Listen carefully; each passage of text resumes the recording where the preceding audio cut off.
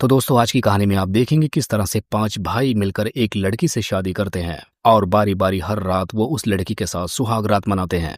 तो हमारी आज की कहानी की शुरुआत होती है और हमें एक गांव को दिखाया जाता है जहां पर किसी औरत की डिलीवरी होने वाली होती है। अब हम देखते हैं कि उस औरत को एक बेटी पैदा होती है, जिसके बाद उसका पति उस लड़की को, यानी वो जो नवजात शिशु पैदा हुई थी, उसे दूध में डुबाकर भगवान को अर्पित कर देता है, क्योंकि उस वक्त में लड़की का पैदा होना अपशगुन माना जाता था।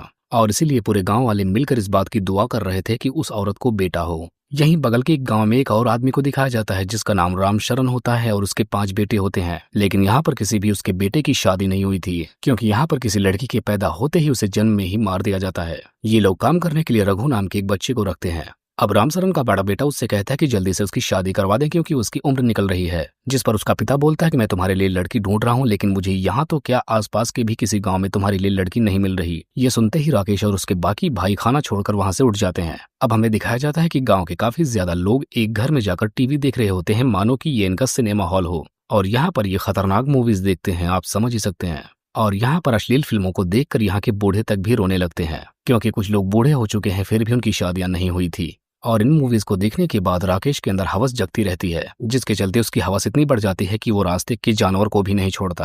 अब अगली सुबह रामशरण पंडित को बुलाकर बोलता है कि वो उसके बेटों के लिए कहीं से भी लड़कियों की व्यवस्था करे, और वो इसके बदले में लाखों रुपए देने के लिए तैयार है। अब इतना ऑफर पाते ही पंडित अपने काम में लग जाता है। हमें पता चलता है कि राकेश एक टीचर है। वहां पर पप्पू नाम का एक टीचर आकर राकेश को बताता है कि उसकी शादी होने वाली है, और राकेश को भी अपनी शादी में इनवाइट करता है। ये सुनते ही राकेश को बहुत जलन हो जाती है, क्योंकि उसकी तो हो नहीं रही थी, जिसके चलते वो क्लास में जाकर एक बच्चे की धुलाई भी कर देता है। अब इधर हम देखते हैं पप्पू की शादी हो रही है, जहां पर पप्पू के पिता लड़की के पिता को 5 लाख रुपए और 2 गायें भी देता है। जिसके बाद लड़का लड़की शादी करने के लिए मंडप में आते हैं, लेकिन तभी यहाँ का पंडित दुल्हन की पैजामा खींच देता है। तभी यहाँ पर सबको पता चलता है कि वो कोई लड़की नहीं बल्कि एक लड़का है। यहाँ लोग पैसे के लिए इतने पागल थे कि लड़के को ही लड़की बना देते थे, और बाद में ये लोग पैसे लेकर 1 2 3 हो जाते थे। और ये लोग भी यही प्लानिंग में थे, लेकिन फेल हो जाते हैं। अब हम उसी पंडित को देखते हैं जो रात होने के बाद दूसरे गांव में रुक जाता है, और जब वो सुबह शौच के लिए नदी के किनारे पहुंचता है, तभी वहां पर उसे किसी लड़की के गुनगुनाने की आवाज आती है। और पंडित जब उस आवाज का पीछा करते हुए जाता है, तब वो एक खूबसूरत लड़की को देखता है। अब पंडित को देखते ही वो लड़की फौरन वहां से अपने घर की तरफ निकल लेती है। पंडित भी उस लड़की का पीछा करते हुए उसके घर तक पहुंच जाता है। तब वो जाकर लड़की के पिता प्रताप से मिलता है। यहाँ पर प्रताप पंडित को बताता है कि मेरी बेटी जब पैदा हुई थी, गाँव वालों को पता चल जाता तो गाँव वाले भेड़ियों की तरह उसे नोच खाते।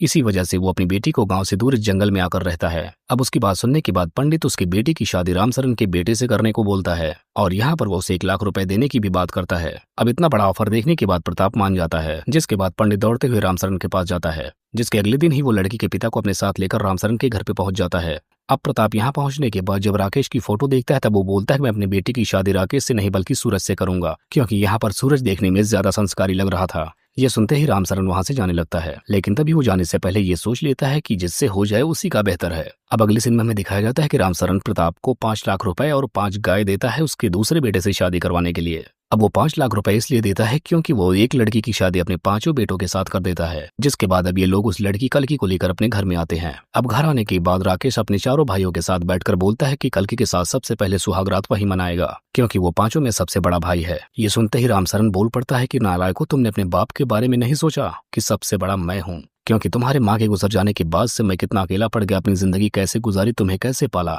इसीलिए कल्की के पास जाने का सबसे पहला हक मुझे है। जिसके बाद हम देखते हैं कि रामशरण कल्की के पास जाता है और उसके साथ पूरी रात मजे करता है। अब रात गुजर जाने के बाद कल्की को पता चलता है कि रात में उसका हस्बैंड नहीं बल्कि उसका ससुर उसके पास आया था। जिसके बाद हम देखते हैं कि सारे भाई एक एक रात करके सारी रात कल्की के साथ रहते हैं। यहाँ पर हम देखते हैं कि 5 भाई बस कल्की के साथ अपना हवस मिटाना चाहते थे। अब जब सबसे छोटे बेटे सूरज का नंबर आता है, तब वो जब कल्की के पास जाता है तो वो देखता है कि उसकी तबीयत ठीक नहीं है, इसीलिए कल्की उसे आज रात मना कर देती है। सूरज उसकी बात मान जाता है और वो बाकियों की तरह जबरदस्ती नहीं करता, और ये लोग यहाँ पर पूरी रात सिर्फ बातें करते हैं। हम देखते हैं कि बाकी टाइम सूरज कल्की की हेल्प भी करता है। अब हम देखते हैं कि सूरज और कल्की के बीच धीरे धीरे प्यार बढ़ने लगता है। धीरे धीरे हम देखते हैं कल्की अपने बाकी पतियों को अपने पास आने से रोकने लगती है, जिसकी वजह से रामशरण उसके बाकी बेटे सूरज को देखकर जलने लगे थे, क्योंकि सबको ऐसा लगता है कि सूरज ने ही सबका काम खराब कर दिया है।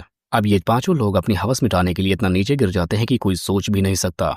एक दिन ये 4 भाई मिलकर सूरज को जान से मार देते हैं, जिसकी वजह से कल्की अब बिल्कुल अकेली हो जाती है। जिसके बाद से राकेश और उसके बाकी भाई बारी बारी कल्की को हमेशा परेशान करते रहते हैं, और अब कल्की चाहकर भी उनका कुछ नहीं कर पा रही थी। एक दिन वो रघु के हाथों अपने पिता के यहाँ चिट्ठी भेजती है, जिसके अगले ही दिन प्रताप वहां पर आ जाता है। तब यहाँ पर रामशरण प्रताप को 1 लाख रुपए और दे देता है, क्योंकि वो भी प्रताप को बिना बताए उसकी बेटी के साथ सो रहा था। अपने बाप के लालच को देखने के बावजूद भी कल्कि अपने पिता के पैर छूती है। कुछ टाइम बाद प्रताप यहाँ से चला जाता है। यहाँ पर भले ही प्रताप अपनी बेटी को इन दरिंदों के हवाले करके चला गया, लेकिन कल्कि अपने पिता को खुश देखना चाहती थी। अब उसके पिता के जाने के बाद राकेश और उसके भाई कल्कि को बहुत मारते हैं, क्योंकि इन्हें पता चल गया था कि कल्कि ने ही अपने पिता को यहाँ पर बुलाया था, जिसके चलते इन्हें 1 लाख रुपए उसे देने पड़े। अब मार खाने के बाद कल्कि रघु को अपने पास बुलाकर बोलती है कि उसे इस जगह से आजाद होना है और वो यहाँ से निकलने के लिए रघु की मदद चाहती है। अगले ही सुबह हम देखते हैं रघु कल्कि को लेकर वहाँ से भाग निकलता है, लेकिन रास्ते में ही राकेश और उसके बाकी भाई इन सबको यहाँ पर पकड़ लेते हैं और ये लोग यहाँ पर रघु को भी मार देते हैं, जिसके बाद ये लोग कल्कि को ले जाकर अपने तबेले में बांध देते हैं।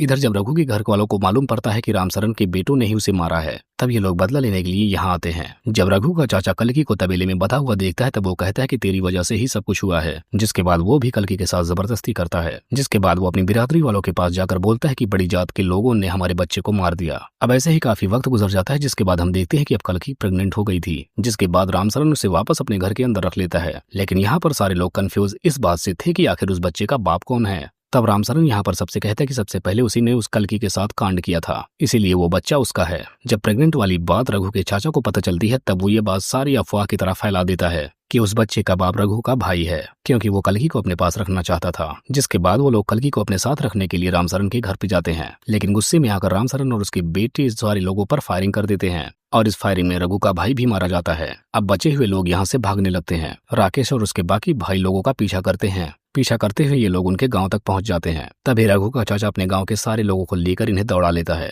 और यहाँ पर ये गांव वाले मिलकर इन सारे लोगों को मार देते हैं। इस बात से रामसरन को बहुत गुस्सा आता है। अब वो गुस्से में आकर कल्कि को जलाने का फैसला करता है। अब रामसरन कल्कि को जलाने वाला था, लेकिन तब तक उसका नौकर आकर चाकू से भोंक देता है। यहीं गांव के लोग भी आपस में लड़ते हुए रामसरन के घर तक आ जाते हैं। अब हम देखते हैं कुछ टाइम बाद कल्कि को एक बेटी होती है, लेकिन वो दुखी होने की बजाय बहुत खुश थी। इस मूवी के अंदर इंसानों की हैवानियत को दिखाया गया है, जो कि किसी बेटी के पैदा होने से उन्हें कितनी नफरत है। और बस इसी को दिखाते हुए इस कहानी का यहीं पर एंड हो जाता है।